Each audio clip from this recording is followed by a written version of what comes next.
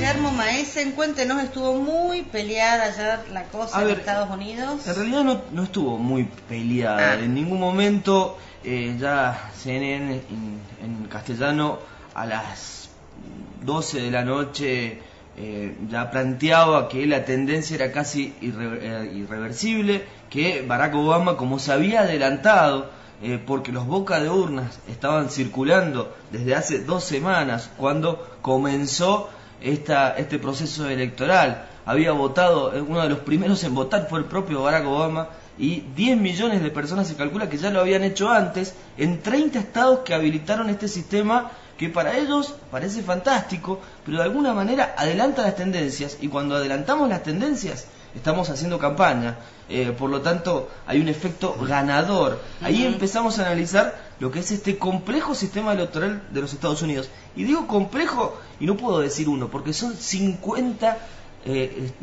sistemas electorales distintos. A ver, lo que sucedió ayer da mucho para contar, por la complejidad de este proceso electoral norteamericano, este avejentado proceso electoral norteamericano que parece querer facilitarle al votante la posibilidad de hacerlo, pero en realidad que hay algunas mañas que tener en cuenta. Nosotros, y se lo mostraba a Julio esta semana, le decía, mirá, acá están los datos, ya estando votando, porque estaba la posibilidad del voto adelantado, se observaban mapas, dibujaba la prensa internacional, algunos mapas que inclusive salió en MDZ, donde mostraban, coloreaban cuáles eran los estados y cuántos delegados electorales faltaban por cada uno. Por eso digo, la tendencia, y ya los medios de comunicación estaban planteando que estaba casi cantado qué es lo que iba a suceder. Lo único que faltaba era ver la diferencia.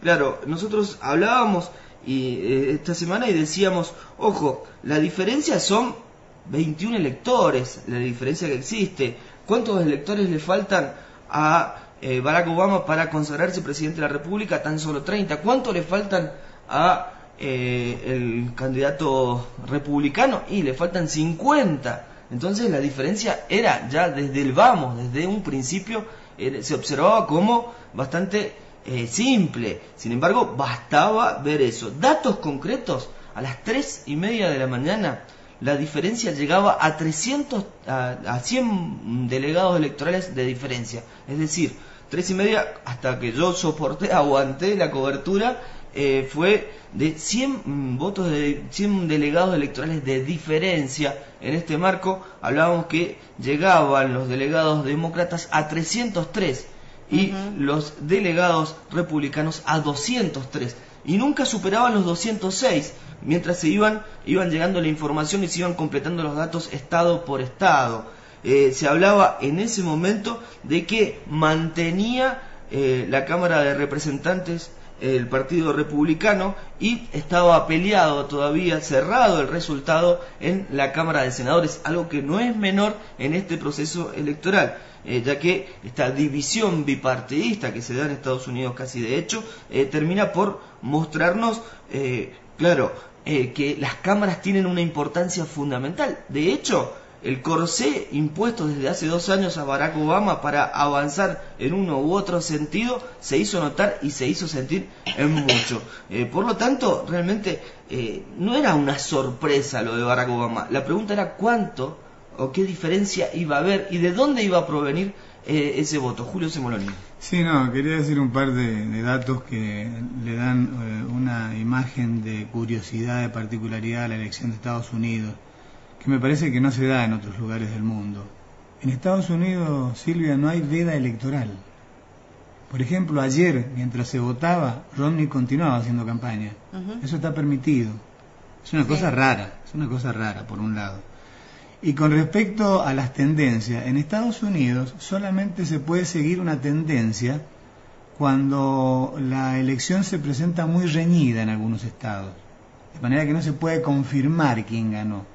Cuando se confirma en un estado quién ganó, ya no hay más tendencia. ¿Por qué? Porque si uno de los dos candidatos obtiene o supera los 270 electores, se terminó la elección. Ya nunca más el otro lo va a poder alcanzar. ¿Por qué? Porque se obtienen todos los electores de cada estado que se gana, aunque ganes por un voto. obtenés todos los electores. Entonces, allí termina la tendencia. No es como, por ejemplo, en la elección argentina, que uno tiene 4.200.000, el otro tiene 3.900.000, faltan todavía varias horas, recién van el 20%. La tendencia indica esto, pero puede cambiar. Allá no. Una vez que uno de los dos candidatos obtiene la cantidad necesaria de electores, se terminó. Claro, lo que jugó de sorpresa, y bueno, y hablando un poquito de lo que vos planteabas, no fue tal super martes, porque cuando veíamos las crónicas cotidianas de ese martes, para nosotros el proceso electoral es un día de fiesta. Decimos fiesta de la democracia, porque ¿qué acostumbramos a hacer nosotros? Es día feriado, no se trabaja, generalmente cae en día domingo, generalmente se junta la familia va a votar, se invita a eso, se invita a que se coma un asado ese mismo día, por lo tanto realmente se vuelve una fiesta electoral con esa veda de no consumir alcohol o no consumir algunas cosas. En Estados Unidos la verdad que no es así, fue un día laboral más, fue un día en el cual se quejaban algunos de las colas que tenían que hacer para emitir su voto. Imagínate el voto latino, por ejemplo, que ha sufrido mucho la crisis hipotecaria y que sufre la crisis laboral y que a su vez tiene condiciones laborales realmente bastante desmejoradas en los últimos tiempos y agravadas con la crisis. Bueno,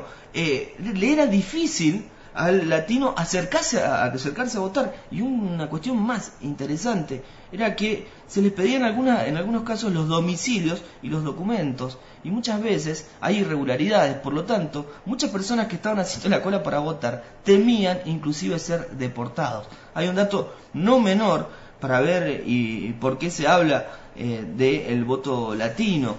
Durante la administración de Obama, durante estos 4 años, fueron deportados alrededor de 1,5 millones de personas en los Estados Unidos. Nunca se había visto, según lo que dice la prensa norteamericana, tal magnitud en la acción de deportar a latinos, en este caso. La mayoría de ellos mexicanos, por lo tanto iban con miedo al voto, a ejercer su derecho a voto en aquellos que lo tenían, ¿no?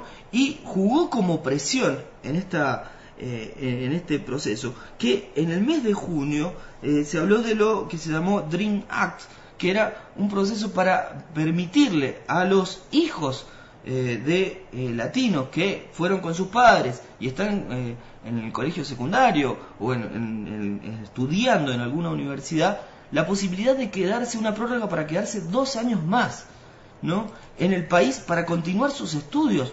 Pero esto está marcando que estaban presionados. Claro, ¿qué hizo por su lado el candidato republicano? Dijo que iba a derogar esta norma, ¿no? Por lo tanto estaban contra la pared. Digo, muchos datos para tener en cuenta, pero para observar. Creo que lo que jugó de sorpresa es que el resultado de las elecciones eran a las 3:30 de la mañana, hora argentina, y la cobertura de noticias quedó escasa frente a este proceso electoral de lo que sucedió en Estados Unidos. Barack Obama va a ser presidente de la República por 4 años más.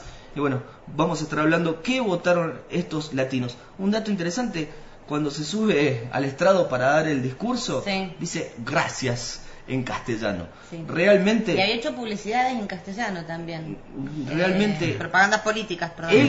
Viene de antes, viene de presidencias anteriores. Barack Obama atribuye en gran medida este triunfo a los latinos que están en Estados Unidos. Vamos a analizarlo, obviamente, realmente qué votaron estos latinos. Vamos a charlar enseguida. Muy bien, vamos a cambiar rápidamente de tema.